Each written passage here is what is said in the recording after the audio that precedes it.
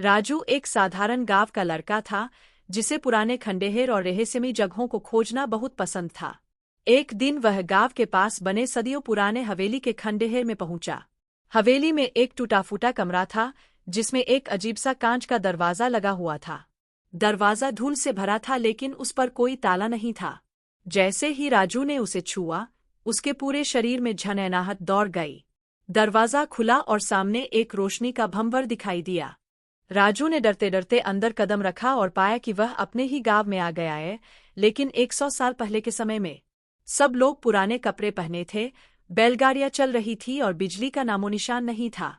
सबसे हैरानी की बात यह थी कि गांव के लोग उसे देखकर राजू बाबू कहकर प्रणाम करने लगे।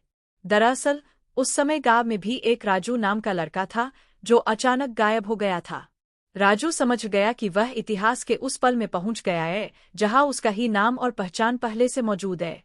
अब सवाल यह था कि वह यहाँ किस लिए आया है।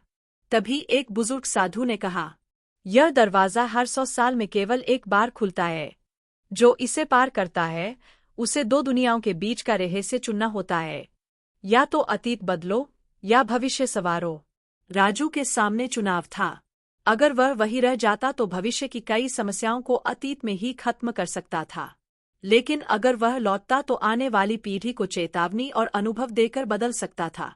राजू ने गहरी सांस ली, मुस्कुराया और दरवाजे से वापस निकल गया। अब गांव का भविष्य उसी के हाथों में था।